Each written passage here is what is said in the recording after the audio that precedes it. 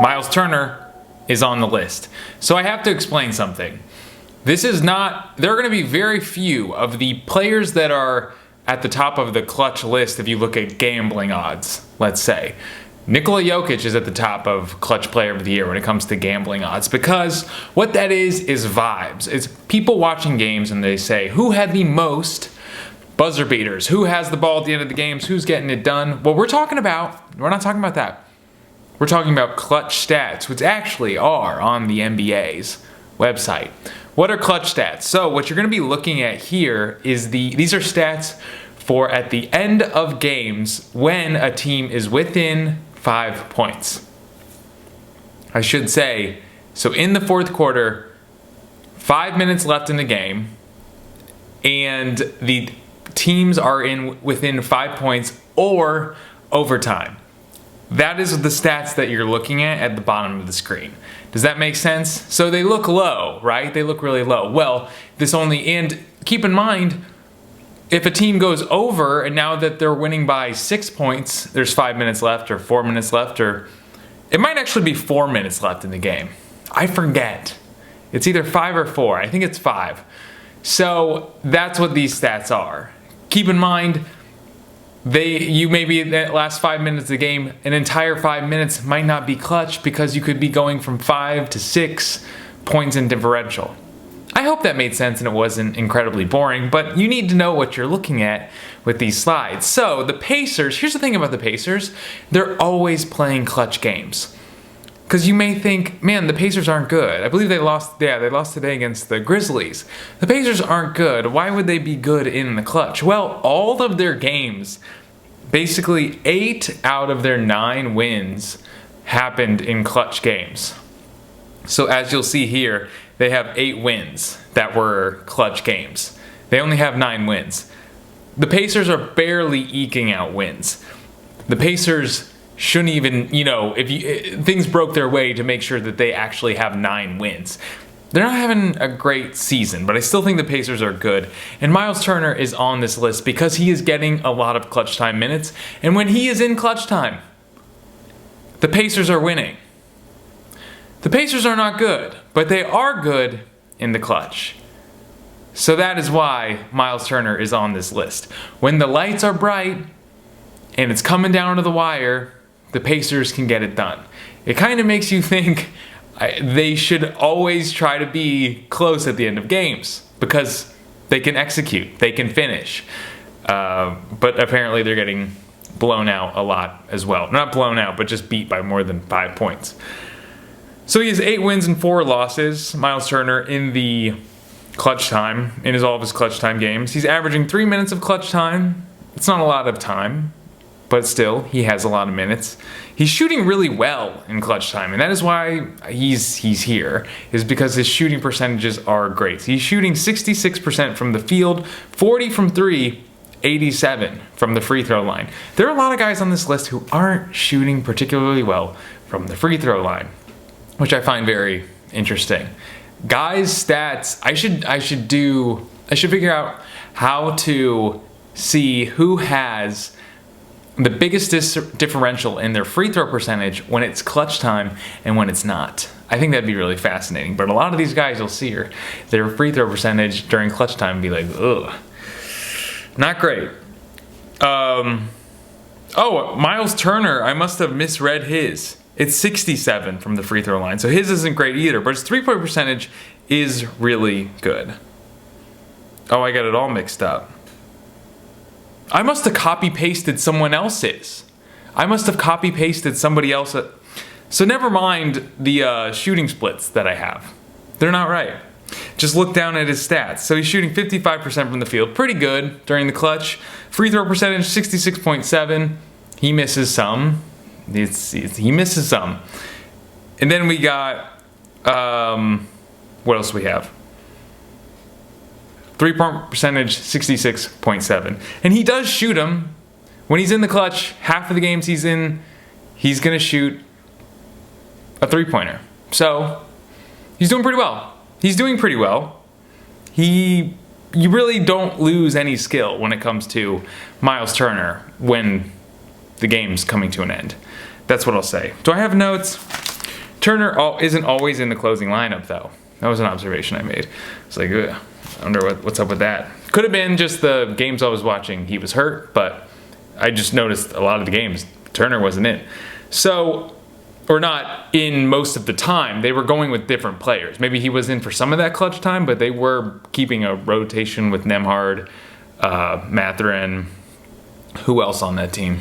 Forget about it. He's not super involved in the offense when they have him out there in clutch time. He's really just sort of out there, don't get in the way, and play some defense. So those are my observations about Myles Turner. Then we got Bennedict Mathurin. So it teetered with these two guys. Originally I had Mathurin lower. I had him at 10, but there were reasons I just had to move him.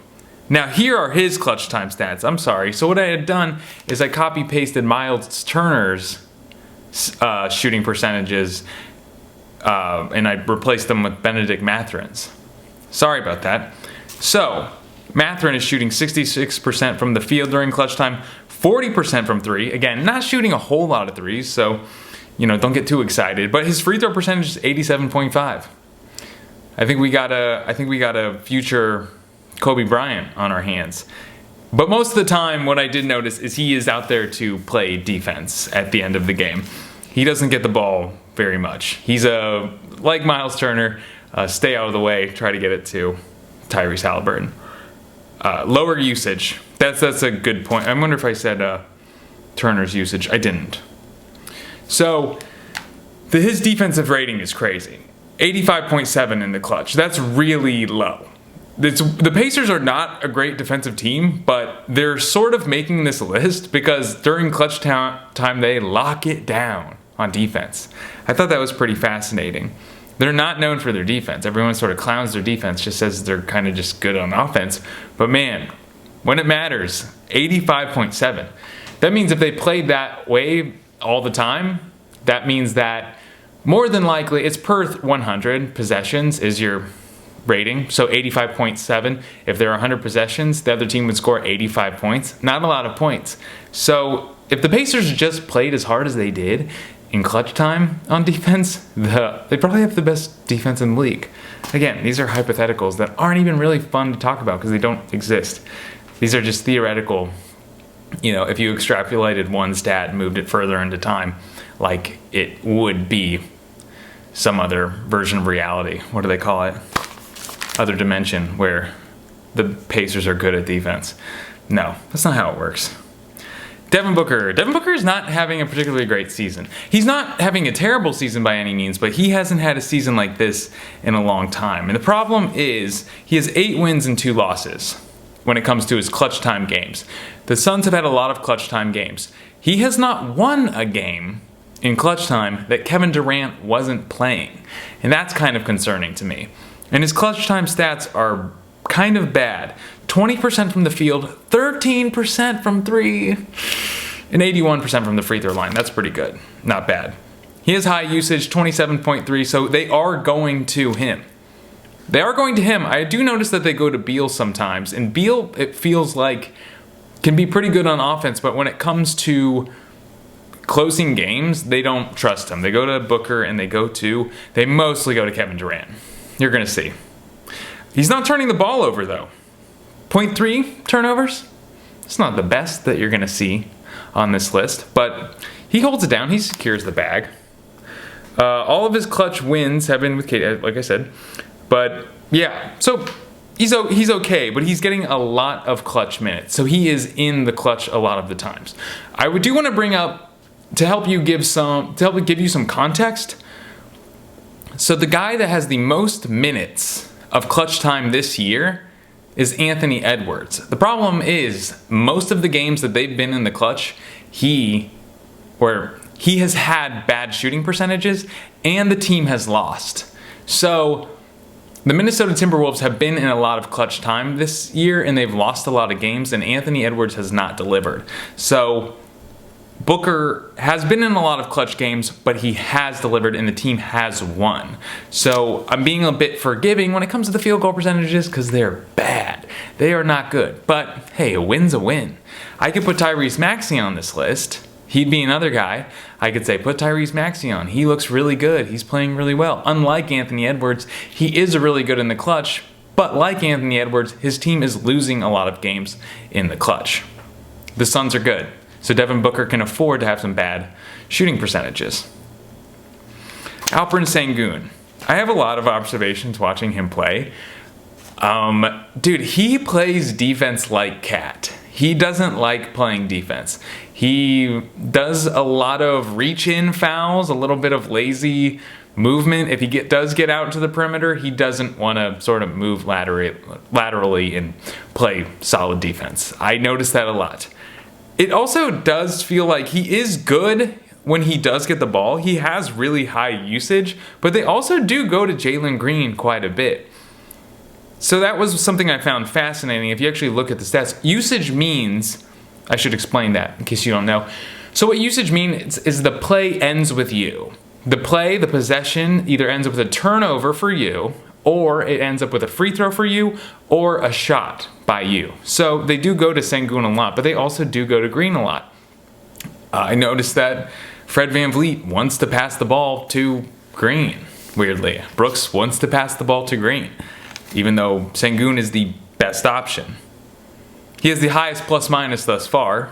The Rockets are pretty good in the clutch, especially with Sengun. He also has some of the higher stats that aren't necessarily points, like he averages a rebound and half an assist in clutch time, so he's a little more versatile than the other guys.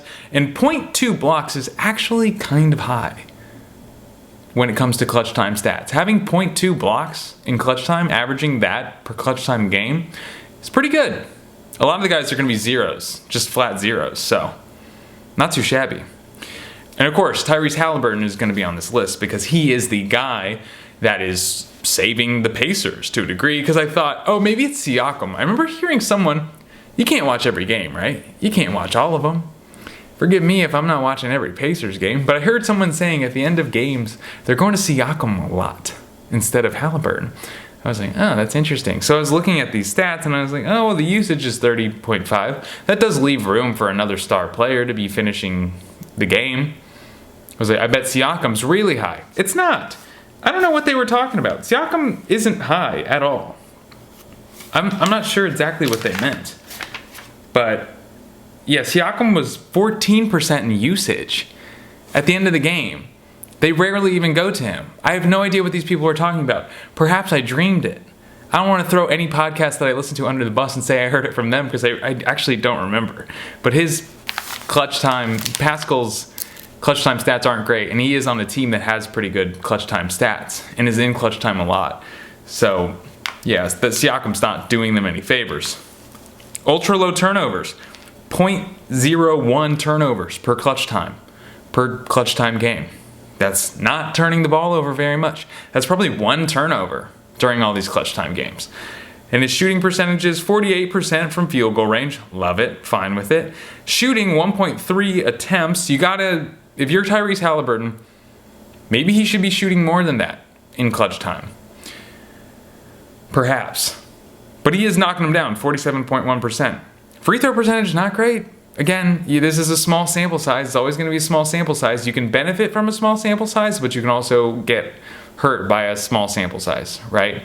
If you nail those free throws, you have one free throw, you have 100% free throw percentage during clutch time. But his haven't been great. 57.1%, not exactly awesome.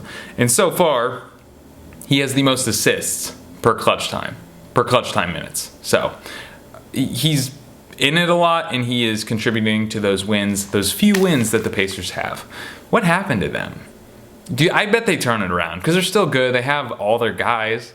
I don't think anyone's out right now. I think Mathurin missed a few games at the beginning, but I still believe in this team. I think they're a better team, even though I kind of shit on them at the beginning and said they are barely getting the wins that they do get. I still think they're good, and I still think they can do it. So, KD. And he would be number one on this list, but he's missed some games. And if you know me, missing games, I have to respect the fact that some guys have played more games than him. I can't give someone leeway because they've had the benefit of a smaller sample size. I just can't do it, you know? So if a guy has played more games and those games happen to be more clutch time, they're gonna get higher on my list. That being said, Kevin Durant is still 5, and he has the best stats of anyone else. He has not missed a free throw in clutch time.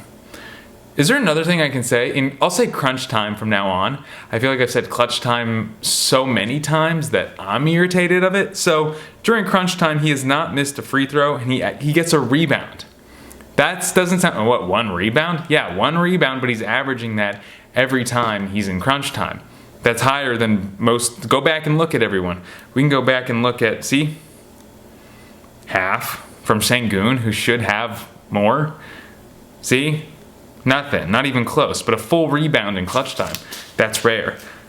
His three-point percentage isn't awesome. 28.6, and he's averaging 1 attempt in the last 5 minutes of the game. It's not awesome, but that is the only stat that I think is not good. Because 63.2 field goal percentage, I can forgive the 28.5 three-point percentage. That's fine. I don't care.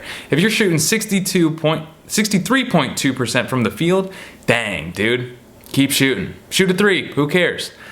It'll go in. It will. Just had a couple bad luck on those 3-point shots. Keep shooting. Kevin Durant. And he hasn't lost a game that went into crunch time. All of Devin Booker's wins that were in crunch time, KD was there, and he hasn't lost the game when it's come down to the wire. He's awesome. I love him. He's great. And he's really out there doing it, too. He's not just a scorer. Kevin Durant is slept on as a defender. I've said it before. I'll say it again. Really great defender. Put him on an all-defensive team. He deserves one before he retires. I really think he does. I think he should be on one. I think people just sort of write him off as like an incredible offensive player, and they don't think about him as a defender. Because all NBA teams, all defensive teams, just sort of a vibe thing, right? That's my thought. So, Beal isn't bad in the clutch either. Durant does the early shot clock deep 3, though, like LeBron, like LaMelo do. Man, he doesn't always make them either. And I find them so frustrating because I think it's a terrible shot. It's a super low percentage shot, and I wish players wouldn't do it. Jayson Tatum, got to give it up for him. You know why? I just finished.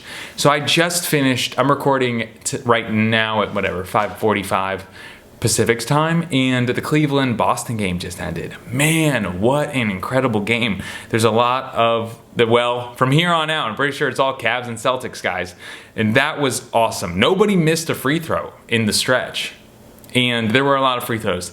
That game dragged out.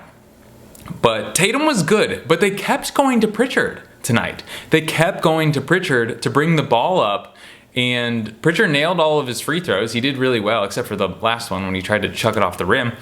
He messed that up, but they didn't go to Tatum. I think Brown had a three-pointer in there during crunch time, but they didn't really go to Tatum tonight. And I do feel like there is a power struggle on that team to a degree, but Tatum sort of acquiesced a bit. And then Derrick White didn't play tonight. I saw that. He was wearing a Bruins hockey jersey. Actually looked cool. I thought it actually looked kind of rad. But his shooting percentages are fine, but the points are there. 4.2 points in crunch time. You can't shake a stick at it, dude. And 1.5 three-point attempts. Not shooting great, 25%, but the shots are there, and that is something I do admire in a player. I will not give them guff. Same thing with Booker. If they're shooting three-pointers at the end of crunch time games, that's a tough shot, and there are players who won't do it because they're afraid, and Tatum's not afraid. So, high volume, not shooting great from 3, that's fine. I don't care. Boston's still good. So 3.36 in usage, so at the end, they're getting him the ball at the end of the games most of the time. A third of the time. So I was curious what Brown's was. It's 27.6. So their number one scoring option is still definitely Tatum when it comes down to the end of the game. Except for tonight, they were all Pritchard. But maybe they just thought Pritchard's our point guard. We passed the ball into him. But he shot all those free throws at the last 2 minutes of the game. Or 1 minute of the game. That was a great game tonight. So he's averaging the most assists of anyone on this list as well. So 1.1 assists. facilitator. He's really great stats in crunch time. So, good job, Jayson Tatum. Should have won tonight, though. Didn't deliver, but it's not his fault because they were going up against some of the best crunch time guys in the NBA. Like Donovan Mitchell. I almost want to put him at number 1 just because of the game tonight. I don't know how many points he had, but I think he went 66% from 3 tonight. I want to say. He had incredible shooting numbers. He drilled everything. And then the Celtics were fouling him. So neither team wanted the other team to get a three-pointer off. Well, actually, scratch that. The Celtics didn't want the Cavs to burn clock, so they kept fouling. And then the Cavs didn't want the Celtics to get off a 3, so they kept fouling them so they'd have to shoot 2. Pritchard shot all of the Celtics free throws. Mitchell shot all of the Cavs free throws, except for George Niang. He shot 2, made them both. Mitchell didn't miss any. I really enjoy watching this Cavs team, okay? So his usage is crazy high in crunch time, and they also use Darius Garland a lot in crunch time. So he's shooting 33, field goal percentage. It's not, I'm assuming he's taking a lot of long twos, so these are kind of tough shots, not a lot of layups, but it's not a great percentage, but he should shoot more attempts when it comes to three-point shots. But again, I don't know the situations in the games, but it seems to me like Garland wants the ball at the end of games. From the research I did, not necessarily the game I was watching tonight, but Garland seems like he's either going to get the shot or he's going to be facilitating the shot. So I think he could be used a little bit more. 2.7 points, I think he should be scoring more in crunch time. And I'm sure his stats went up tonight. I screenshot these this afternoon. But I'm sure his are really high right now. He might, again, like I said, he made so many points tonight that if I were to be looking at these stats tonight after the game, I might have Donovan Mitchell number 1. Let me see if I have any notes on him. Oh, you can't go to Okoro for three-point shots. I noticed that a lot at the end of the game. I didn't look at his crunch time stats, but when I was watching tape, I noticed that they would go to him because he would be open, and it was a bad idea. I know some Celtic or some Cavs fans watch this show, so I would like to hear your side. You've watched more than I have, but do you agree with that, or did I watch just a bad shot from Isaac Okoro? Now I'm judging him. You tell me.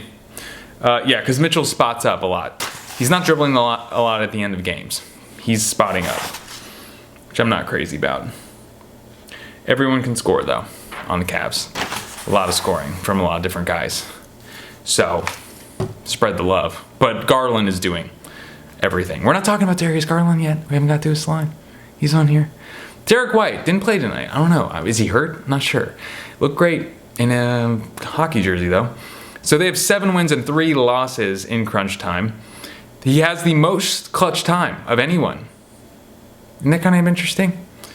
He's averaging the most clutch time at 5.1 minutes, 2.1 points. They just don't play. They don't go to Derrick White at the end of games. That was my main observation. And they go to him before it's crunch time, but there are a few teams that I really believe the coach must say, hey, when it comes down to the wire, we want the ball to go to these guys. If you have an open look, obviously shoot it, but maybe it's just an understanding. But Derrick White becomes very deferential at the end of games. But the Celtics are good, and they are winning. So be deferential. Derrick White, it doesn't matter. One thing I really noticed is Brian Scalabrine, who calls the games for the Celtics, he's one of my favorite. He's obviously, knows he played in the league for 10 years or whatever. So he obviously knows basketball really well, but he's very outright a Celtics fan. He's very forward about that, and I appreciate that. And he's also very fair. He'll say, oh, we got that call, they got that call. Okay, well, he's not, just outraged by the refs all the time. He's just very matter of fact, like, oh, we didn't get that one, which I appreciate. I enjoy him. He's one of my favorite of the League Pass guys. So, yeah, And then Darius Garland, number 1. Killed it. Like, killed it tonight. I should have it. Ah, man. I mean, I just finished the game. I was actually waiting to record until the game was over. But look at his stats from last night. Darius Garland and I think Donovan Mitchell, I'm not sure who's higher up on the MVP tracker, but they should both be on there. They're both having such incredible seasons. So Garland's field goal percentage is 75%. 3 out of 4 shots are going in for Darius Garland. 60% from 3 during crunch time. He's the best floater in the game.